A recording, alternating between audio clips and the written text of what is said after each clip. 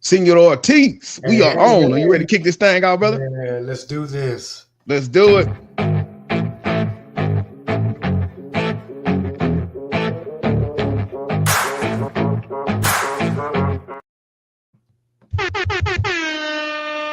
What do KTTV? This is KT, and I'm coming at you live with another episode of the Administrators Podcast. And I'm with my co-host, Jojo. You guys, what y'all doing?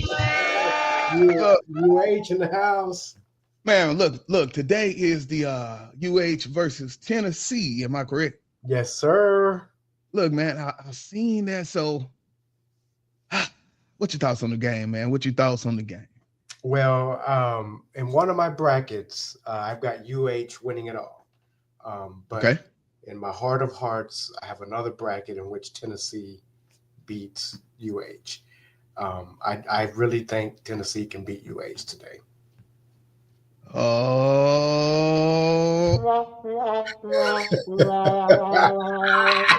hey, man, I don't know what to say about that, but I'm pretty sure, bro. You just turned a few people off. They don't even want to hear. They changed the channel at this time, man. Come on, man. All right. Well, I think for me, I'm hoping that they pull it out. I will say, if they do not do better than they did with Purdue, taking it down to the wire, yeah. I don't think Tennessee will give them that much room for error. You know, so I do say let's look about that. That's why we play the game, though, baby. Any given Sunday. Anytime. So let's see what's happening. Other than that, man, how you been doing, brother? Man, I think we're school, is fast and furious, but got a few more T-tests to write up for number 3. And then we get to start them summatives. But yeah, man, we're trying to get it all done and, work's a beast. Hey, man, look, man. Hey, I agree. You can almost say we signed up, but they do recruit too, though. But we signed up. And look, man, we've been riding it this weekend. We had the Taste of A-Leaf. And so this is my second year being the MC. Man, that was pretty fun, bringing up the people, going out, making some jokes. And on top of that, I was able to this year, Ms. D calls. She said, hey, we need some calls, man. What you gonna do? And anytime D call, I'm coming. So I ended up driving, and I got my partner P Diddy. She came and she got a Corvette. She brought a Corvette for me, and so we was able to kind of get those cars into the parade, dude. So we was cruising, bro. I'd say scratching off the bucket list, baby. Yeah, man. I had Rick Moreno, and so man, he was pretty cool. We did a lot of talking, just rolling through, man. It was a pretty good time, man. So I'm appreciative of just getting that experience, But now, man, it's back to the money, baby. Yeah, let's go. All right. So this week, man, I guess we got a lot of tariffs popping up April 2nd. We already got some auto tariffs. I've already hit what they say 25% for any auto tariffs, any auto cars made outside of the United States. So we know that's a little crazy. Let's get into the news.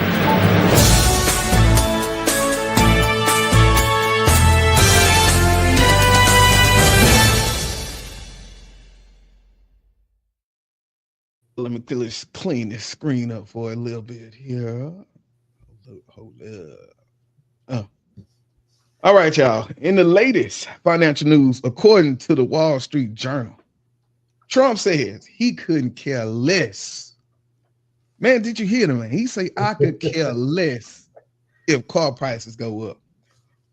So President Trump said he can care less if foreign automakers raise their prices for U.S. consumers in response to new tariffs, doubling down on an aggressive strategy to remake the American economy with heavy tariffs set to go into effect this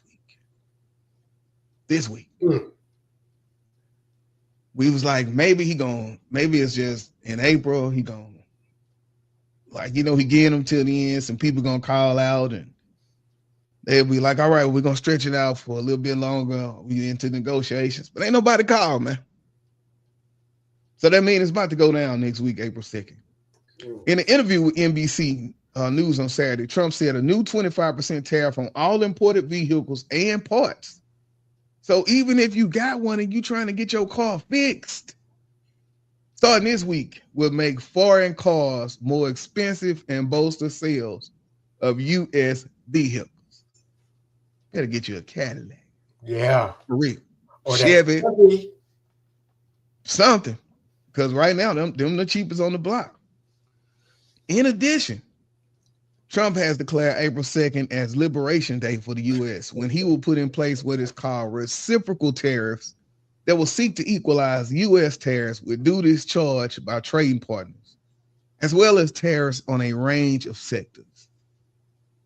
Other tariffs he was already implemented have started to scramble supply chains and drive up some costs.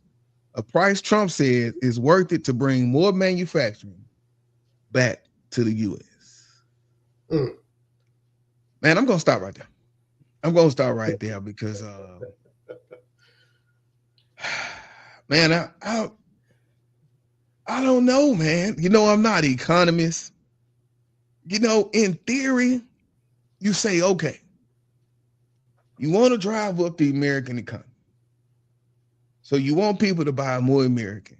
So you charge high on parts that are not American. Like, it makes sense if like that's your agenda. Like, mission score. But what if people don't want to buy American? Like, why? Why? Should it be way much higher? Like in the country that we in when everybody is contributing to something.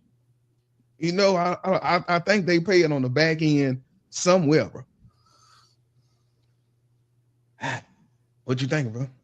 Well, my thought is,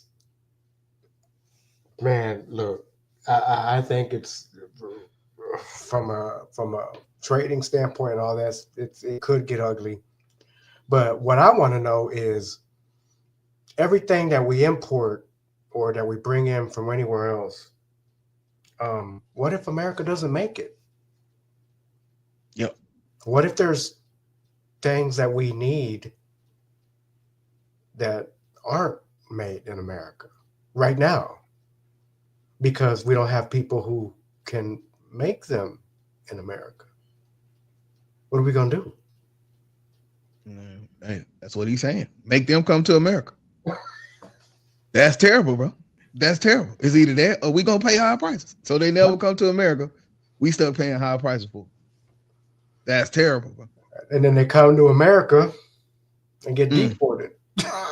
Deported.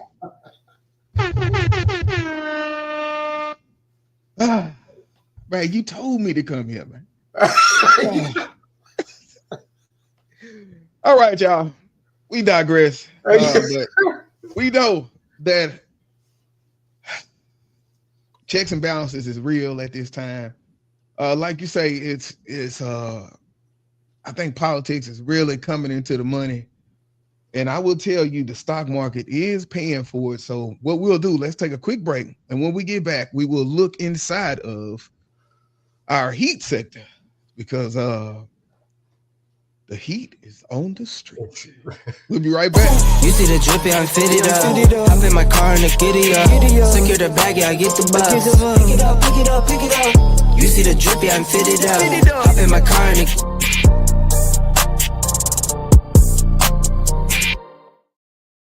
All right, let's go heat check.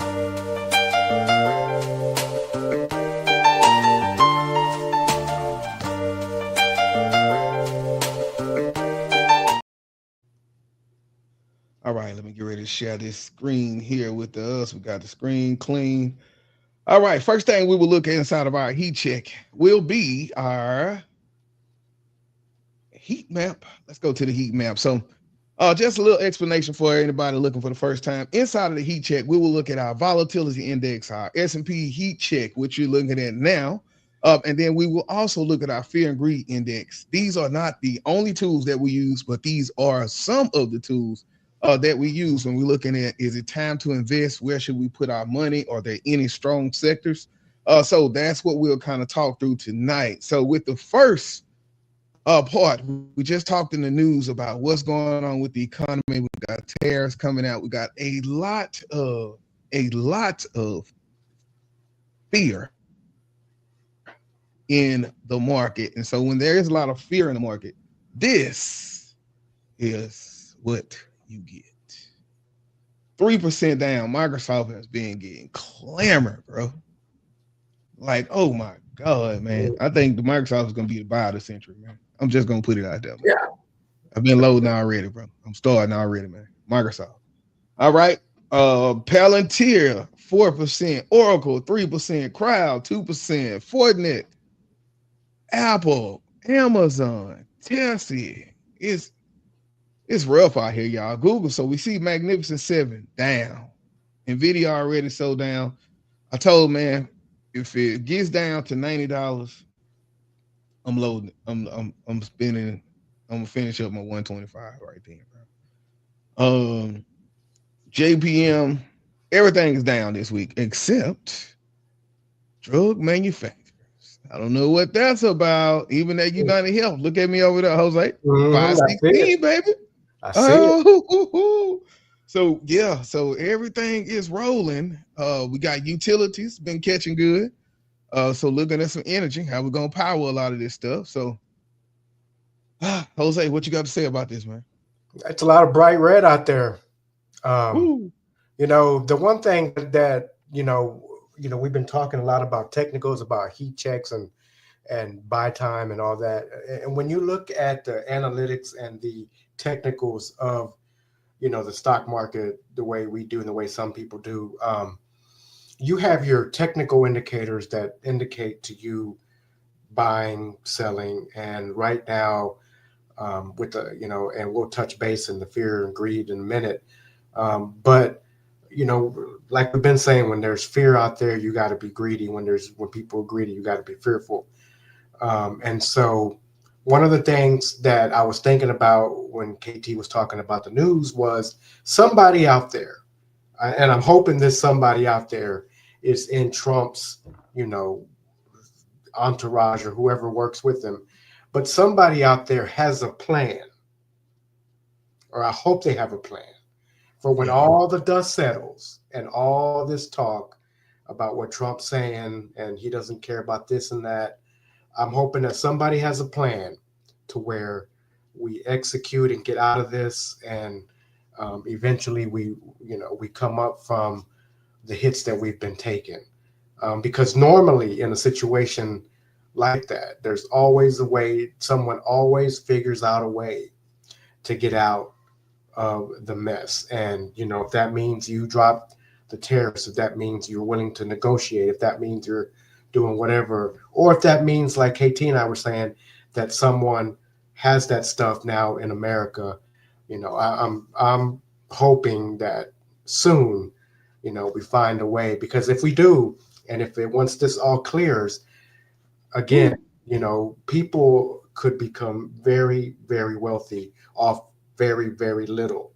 And so, and wealth to some is, not the same, but if you're turning $1,000 into 70 or 80, that's wealth to you, if that's what something you ever had.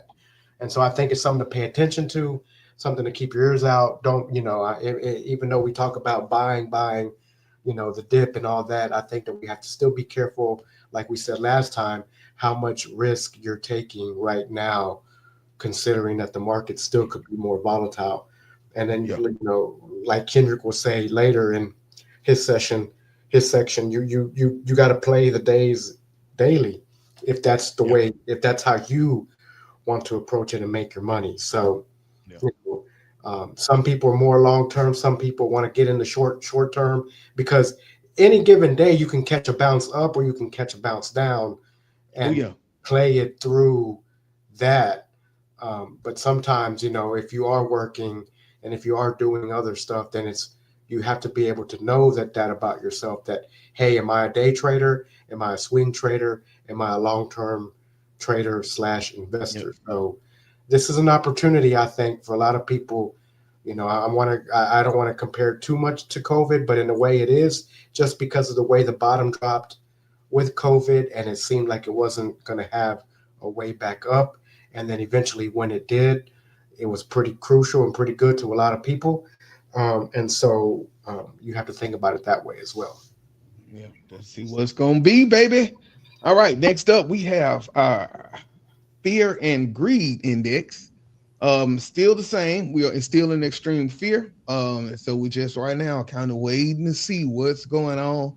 Like I said, April 2nd is one of those big days. So we will come back next week to see how much things have changed between that April 2nd day and today. A year ago, though, we was living in the money, y'all. A year ago, we was over here. Everything was smooth. People was balling. Now look at you. Used to be the problem. Look at you. Now it's just so. Hey, just be careful, man. Let's take a look at this VIX, man. Hold on, wait a minute. Bam. All right. So now on this VIX, man. Jose, what you thinking about on this VIX, man? Well, I'm thinking that we're getting pretty high. I'm 21. We're but the way that KT we talked about it last week, and now what I see too is that we're having intraday volatility. Pretty, it's pretty hectic now, and it's pretty often where we may begin the day, where the stock market is up in the green and 9 o'clock, 10 o'clock, and then we still are pretty good till about 11 o'clock. One of the things I noticed last week too is that, we were down and then we did go for a little bit of a up. So you kind of expected, a little bit of volatility for a little bit of an intra-week correction, but that bottom dropped on Friday. And it I just, sometimes when you're working and you're trying to figure that out, it's kind of hard, but the way that it did Friday was pretty unique in the aspect of the way that it just came to a complete, like it just dropped. And so, yeah, man. Look, you see it right here. What they say? March 27, GDP pushed it up here. Next, PCE price index, and so now we're looking at our next. If we look at the 6-month chart, our next stop could be 25 if things keep going, and then ultimately we did hit top right here, which was 27, about 27.71, somewhere up in there. So VIX could keep going, depending on what people say, depending on just so many factors these days, y'all. So can you take that chart to the 5-year? Yeah.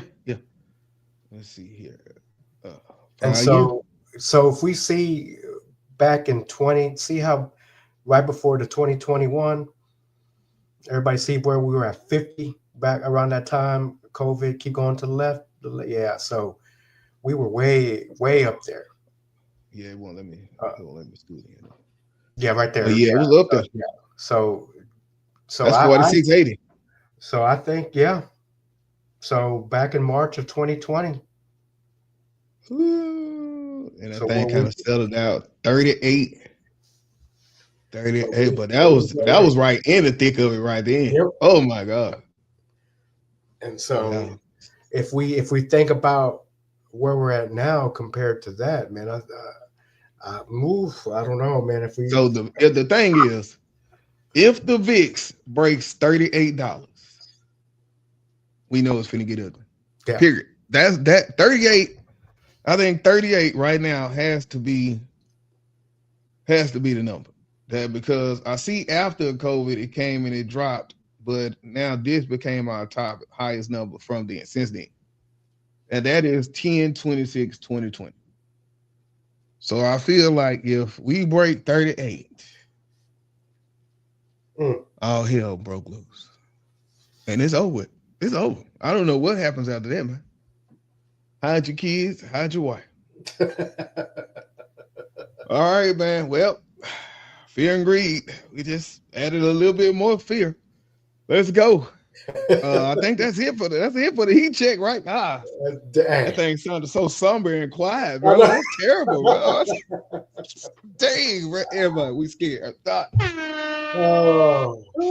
We scared, y'all. Look, I'm telling you, we don't know what's going to happen. All right, so, but that does not stop us from finding our setups and our plays in the market. So next up, we'll go trading with Ortiz. Ortiz, man, give us a preview. What you got for us today? Man, well, overall, I want to look at SPY. I do. I know we've been talking about Tesla, Apple, all that, but I want to, I've been looking at the chart on SPY, even with this little bit of a correction than the up movement that we had. And no matter what the news that we got going on, I just want to take a look at SPY. And then I want to go back and look at R&R, Rich Tech Robotics, because we had some movement with that. So that's what I want to look at today. All right, y'all. Trade with Ortiz up next. We'll be right back. You see the drippy, I'm fitted up. Hop in my car and the giddy up. Secure the bag, yeah, I get the bus. Pick it up, pick it up, pick it up. You see the drippy, I'm fitted up. Hop in my car and the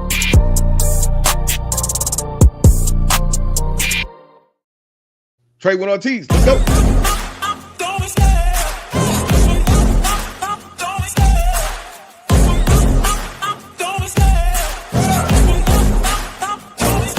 I love the chase and the hunt, and I set the pace when. Boy, that's a jam. Hey, look, don't play no games, man. All right, y'all, welcome back. We are here with Trading with Ortiz. So, Mr. Ortiz, let's do it. Let's do this. All right. So here is the chart that I was just talking about with our SPY. And let me look at the 7-day and then zoom it out a little bit. So you can see we had some fluctuations over the past week to where we had really come off the lows a little bit back here toward the middle of March. And we were trying to push our way up, had, some sell-off right here. We went back down, started at around 557. We hit that 570 mark, and so up this area right here, guys, we were thinking about consolidation, just because 174, 167, $7 move within a day or two, and then here we started forming what I thought was going to come out to be a bull flag at the end, but then Friday happened. So why Friday was important was because I think we flushed back down to some of the levels that we had seen before. So now we did gap down and we did hit our 555. So you see the little line that I have right here. And so what I'm looking at is we're sitting at 555 in that area right around now. We are at a 23 RSI. Let me say that one more time. We are super oversold on the 7-day. So we got a 23.4 on the 7-day. Now I'm going to take that out to the month chart now. And so if you see the month, we did gap down here again to our 555. Could we continue to gap down to our 550? If you remember correctly, a few weeks ago, we stated that 550 was that level that we were watching the most to get to on the downside. And guys, we weren't wrong. So if you look at that 550, we bounced right here. So if you were listening and watching mid-March and we said 550 was that critical area, well, we got to 550. Because remember, we were at 620 at one point. And so if you are at 620 with a 10% drop, that would have been $62, right? So that puts you at around 560. Anything more than a 10% drop is considered more than just a simple correction. And so the fact that we anticipated it to go to 550 with a 10% drop, 560 would have been a 10% drop, but we anticipated 550 because it wasn't just a regular correction because we had some other influences in there. We hit our 550 and then we bounced. And so the bounce was, we did bounce to 570. So you have to think about that in a matter of a week. 570, we started to taper off, a little sell-off here. We bounced back up, and then Friday happened again. So I'm saying if we get back to that 550 On the month chart, we're sitting at a 34 RSI. So not quite oversold yet on the month chart. But if we can reach that 550, then I do think that we can bounce again in the SPY. So we have to, I'm going to say that one more time. If you are out there looking at buy time, looking at a chance to either get in or get into the downside, the chart is looking like we could get to 550 again. Yeah. So that's a $5 drop from where we're at today, or, I believe 555, 556 area right now. So if we go to the downside, play that, on Monday. Now, here's the thing with that. The chart doesn't care if it's pre-market, doesn't care what time it is. So if in pre-market SPY is getting slaughtered and we hit the 550 mark, come open time, we could see a bounce. We could. And then just be careful with the bounce, because you want to make sure that it's a legitimate bounce and not just a dead cat bounce that's going to give you, or what do they call it, a head fake. And then, you get that, the bottom drops out again. So let's take a look at one more, and that's going to be our Rich Tech Robotics. And I'm going to go out with the 7-day for last week, because, we did go up. We did see a lot of movement to the upside, but we are right back down because of Friday to the 180. So if you caught that ride up, all right, you caught that ride up. See all this from where we were at, and you were up in here. And if you are holding it long term, and if you thought, okay, I missed out on this when they talked about it the last time, if you had enough shares, you probably took a little bit of a, profit yourself right around here, right? But if you did not catch this down here, and now you can see we did gap down to our 186, our 189 area. We filled that gap. If we fill the gap to some more to the downside, we could get back to 174. So anticipate a 16-cent drop if we continue to go to the downside. But we hit a double bottom here, so we might bounce. However, one of the things that we've been talking about too is sometimes technicals don't matter when it's a storm out there like it is now. And if those rumors and that news came out over this weekend, you got to walk into Monday thinking that it's going to be red, So I would caution everyone to do that. Let's take a look at our Old Faithful real quick. Again, here is Tessie. So still, we talked about Tesla bouncing.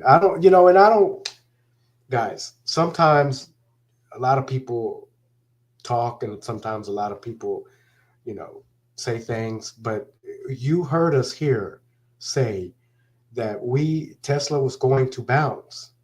And if you rode that 220 to 280 to 290, guys, remember we said we were buying calls. Now, keep in mind that some of the calls that we bought expired in June, October, and in January. So best believe this little sell-off, because you got to keep in mind that Friday's sell-off, for Tesla was not a big a concern to me, because we actually had hit 290, and so we were selling off, and so we had a $20 sell-off after we had this, we went from the 220s to around the 290s. So what do I think is going to happen? I think that we did hit here. If we get to about 258, 255, again, I think that Tesla, once these two, the EMAs cross right here, I think Tesla can be off to the races again. I think we can eclipse 300 pretty soon. Now, also, again, based on what happened with the news, you have to be careful with that as well. RSI, though, is 42, so that gives us some room to still go down a little bit. But if you are paying attention and watching these, we've talked about the different ones that we've said go out there and actually get into and buy your stuff. And sometimes I just I don't want to make myself sound gloated and goated, but sometimes you get you a winner, Yep. So all right, so this is what I want to do. I know you just talked about Tesla, right? And so I wanted to share, because when we think about Tesla, so like for me, I didn't want to buy too much Tesla, so I only recently started the position again, but I bought like 3 shares and they were $400. Since then, I've been buying them way lower, but I just still think about, what if I would have bought like a bag at that amount, right? And that made me want to go and look for ways that it's already low-hanging fruit on when to buy Tesla. You think about how can you find that low-hanging fruit? Well, you think about ARK. So ARK Innovation is one of the biggest investors and believers in Tesla. And they let you know when they are buying it. Yeah. And so the biggest thing is, don't buy it unless they buying it. If they buying it, buy it. If they selling it, you hold tight, right? And so I wanted to show everybody their information. So ARK trade notifications, all you do is, let me get back over to it. Go to the website, then you just hit the sign up. Interested in ARK trades notifications, put your email, your first name, blah, blah, blah, and then submit. After that, when they get ready to make purchases, now, oh, they buying Tesla? Let me go buy some Tesla. It must be a good time to buy Tesla.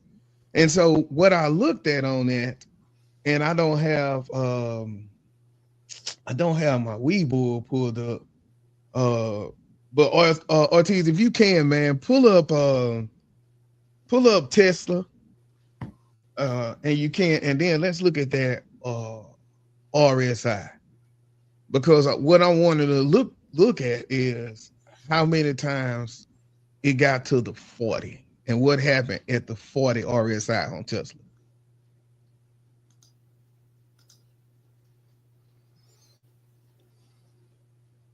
Okay, and so maybe in a longer time frame, I don't know, maybe a day or a month, I don't know. Well, however long it may take, but we'll just look and see. Okay, this is the day.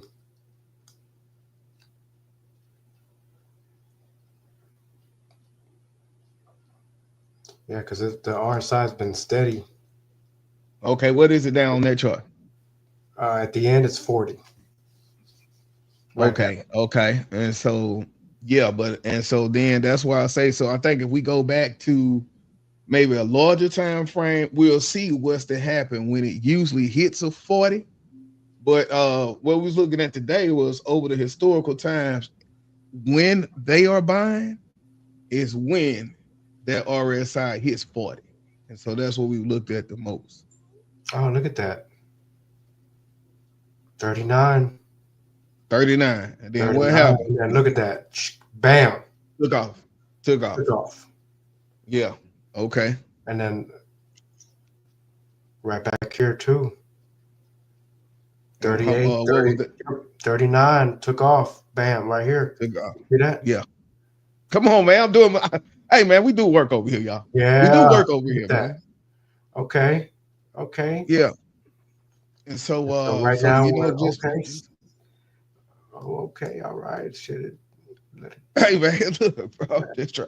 Hey. Yeah, we gonna. The biggest thing is just being able to go back, kind of look at those pieces, looking at when ARK is doing it, not just going blind, saying just because they buying, I'm buying, but look at where they're buying. Look historically what's been happening at the level that they are buying, and then you make your decisions based on those pieces. But that's just a little tidbit to help you in your way. All right, what we'll do, let's take a quick break, and when we get back, let's go to some platform probing. We're gonna talk about how you can make a lot of money in one day. Let's go.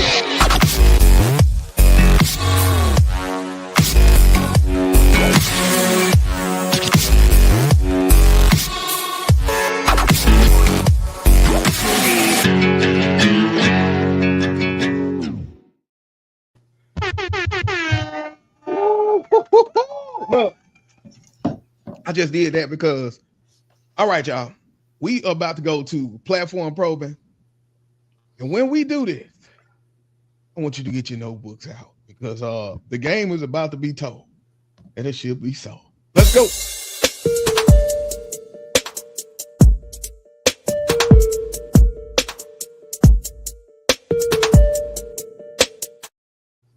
All right, in this episode of Platform Probing, we are going to talk about how you can find one play that will go from $50. Let's say you put $50 in it. You can go from $50 to $1,200 in one day if you got the time and the fortitude.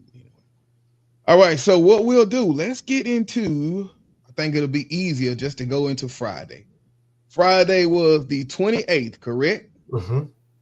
So this is what we're going to do in the platform probing. Remember I told you, it's very easy to find your resistance and support levels. So right now in this one, we want to find our opening range for the day. I'm going to come over to my 15-minute chart. So you can blank it right there.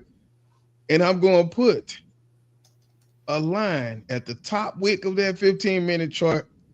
I'm going to put a line at the bottom of that 15-minute chart. So the strategy that we're using here is more of a break and a retest strategy. But we want a strong gorilla break and retest strategy. That's why we're starting on our higher time frame as we begin for a day trade. So now I am waiting for my second. So what this helps is a lot of the times people want to rush into the market first 15 minutes. First, I don't want to miss all this here. But in this gives me permission to say, hey, if I got time and I'm just sitting at home, I am not going to rush into the market in the first 15 minutes of the market. I can wait for the first 30 minutes. Let the market show me which direction it wants to take. And then I am clear to pounce because one of my rules is never trade against the trend of the market. I know now that the trend into the downside, so I am looking to capitalize on puts for the day. Okay, now I am looking. I just seen the first 15-minute candle has broke my line. Which way did it go? It goes to the downside. So I say, oh man, it's time. Now what I want is I want to go down to my first chart, which is going to be my 1-minute chart. And I'm going to bring y'all back over here.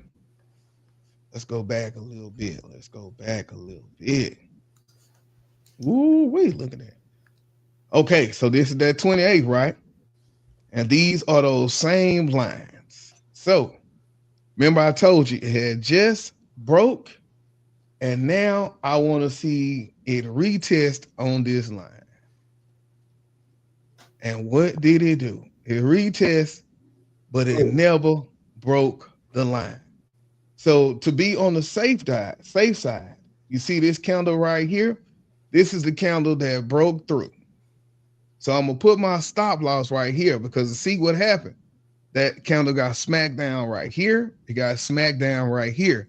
So I know the only move to the upside is it breaking this.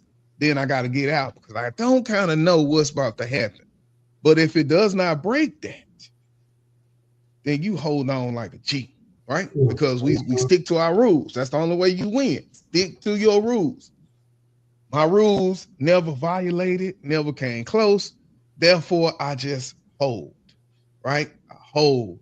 And lo and behold, when I held, that's where we at. We got a decision to make up in here, but we say if nothing never closes on top of this line, we get on about our business. Now, this is around lunchtime, you kind of got to be iffy, right? Because as we see around lunchtime, and if you've been doing this, you know, around lunchtime, it could get kind of crazy.